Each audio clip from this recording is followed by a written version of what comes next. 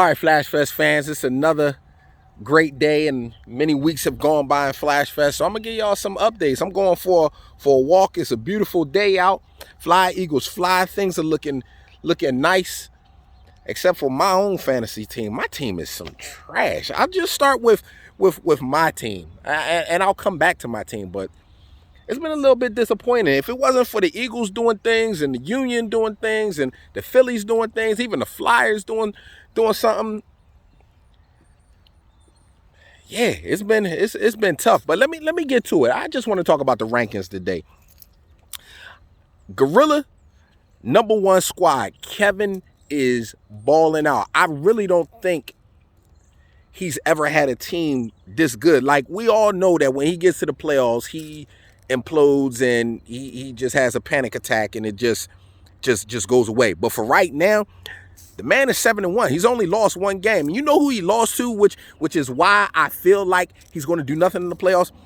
He lost to me. He lost to the Proselytes. That's crazy.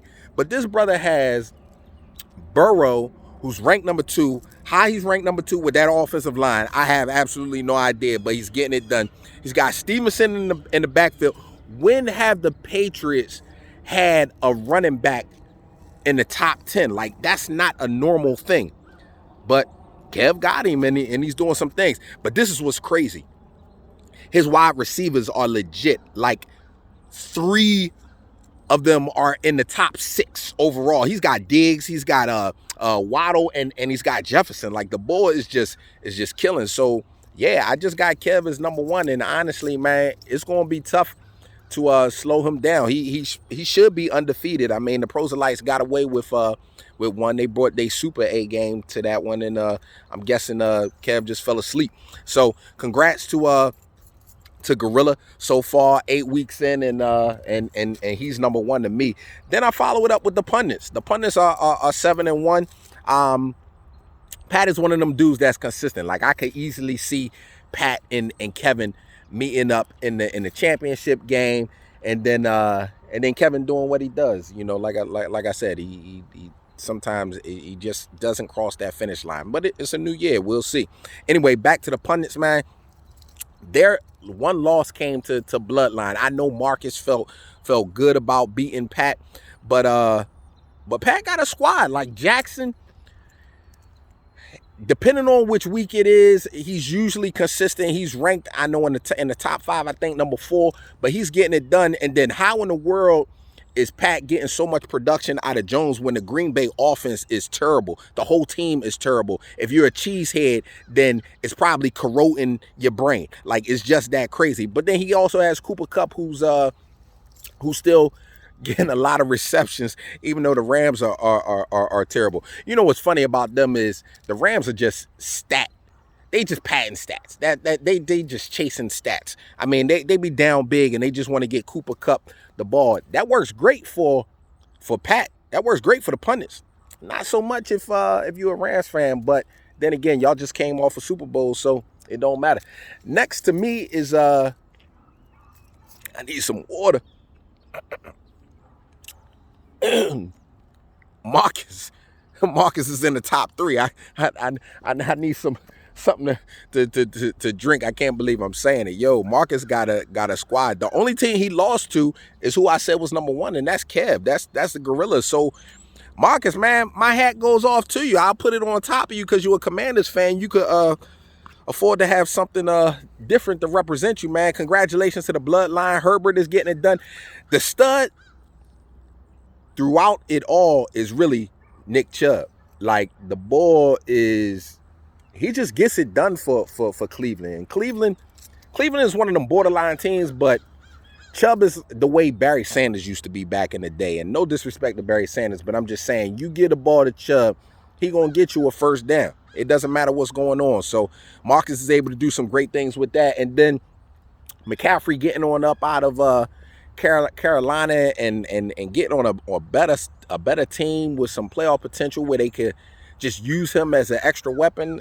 And Marcus got that on his fantasy team, so it's great. So that to me is like the top tier of Flash Fest right now is Kev, is Pat, is Marcus, and then it's everybody below that is really just looking up. But those 3, It's gonna be interesting to see who finishes in the top two. I'm guessing Kevin and Pat. They only have to play each other once this season, so it's probably gonna be the two of them. Anyway, moving on to the next tier. Now the next tier is like the folks that got playoff chances, but they probably ain't gonna do nothing when they get to the playoffs anyway. But we'll see.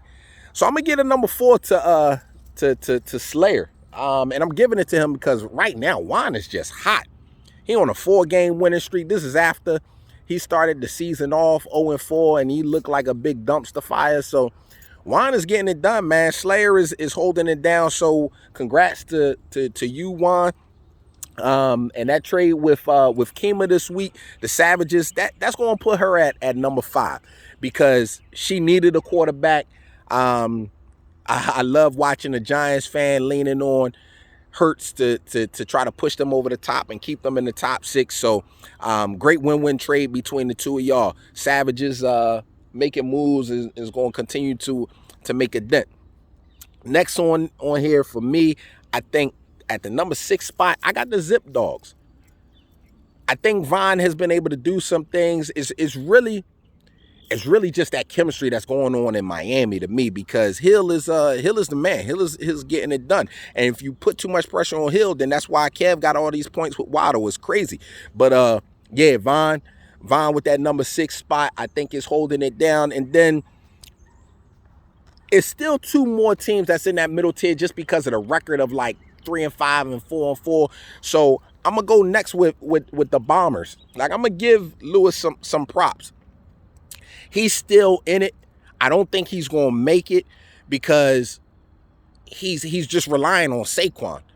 And one bad thing happened, man. That's it. Like, you can't just have all of your fantasy hopes on one player, and that's what the Bombers got. Like, they got Saquon, who's a beast. Don't get me wrong, but that's it. The rest of this team is some trash. Next, I'll go with the Proselytes. I'll go with my squad. So what's wild is I won it all last year, right? That means nothing this year, clearly, because I am scoring the fewest amount of points. The Proselytes, they probably need a new name right now. I don't know. I have to recalibrate, rethink it. Maybe it should be American No Points or American on credit. I don't know, because ain't nobody scared of us. We teams just look at us like y'all past bins, y'all has-beens, y'all garbage, y'all back in the day, y'all throwbacks. So Proselytes, you gotta wake it up. All right, so here's the bottom 2 teams. Out of respect for these 2 guys, I'm going to end this segment with this. I couldn't start with them because they're not starters.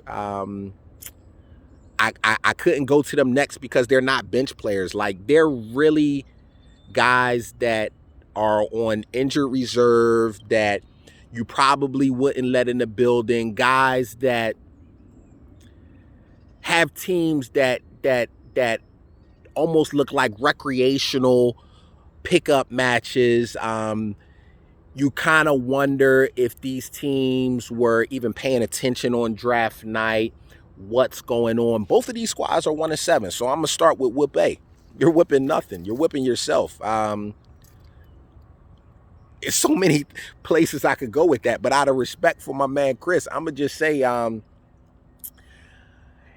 maybe turn to the NBA with the rest of the season.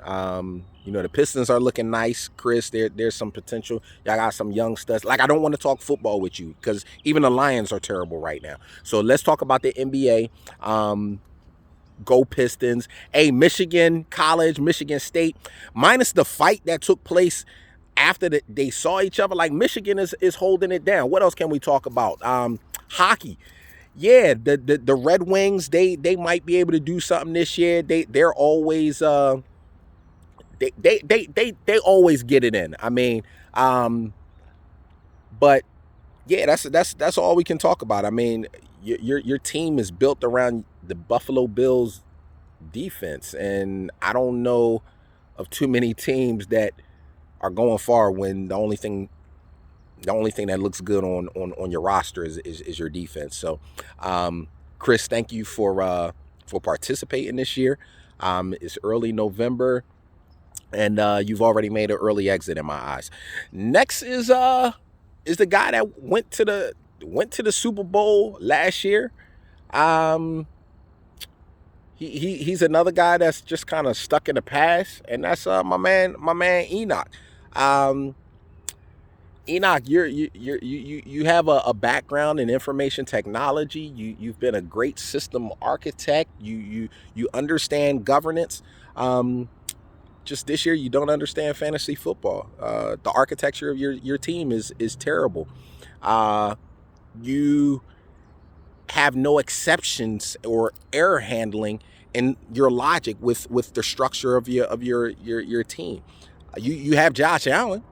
Yeah, Josh Allen he's a monster. We all know that.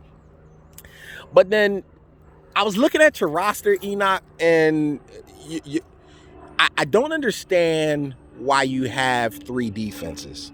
Well, how is that going to help you? It's not. You have 1 win, 1 out of 8. So you're 1-7. You have 1 win out of 8, and I think part of it is because you have 3 defenses. Somewhere along the lines, you thought that having a lot of defense would assist you with getting points and getting wins, and it doesn't translate into offense. I mean, unless you're the Philadelphia Eagles, and on really playing on the field, or shout out to even the Cowboys. That dude Michael Parsons is the beast, but your defense doesn't help you in fantasy. We get 1. You can't use them in flex. You can't use them as a running back. You can't use them in in all these other positions. So yeah, the Warriors. I mean, you guys probably need a new name also. You're just not good. So Enoch, I don't want to talk to you about fantasy football anymore until you improve. Let's talk about the Kansas Jayhawks, man. They're always doing something with college basketball. That's right around the corner. We'll be seeing them do their thing on a regular basis. So I hope you're saving up some money so you can get to a game, because you're not going to win anything in this fantasy football this year. So that ain't going to help you go to any college basketball games. So man, I hope you take the family out there, just get away from all the hustle and bustle, and get to do something that you enjoy, because clearly you're not enjoying Flash Fest this year. You're pretty bad.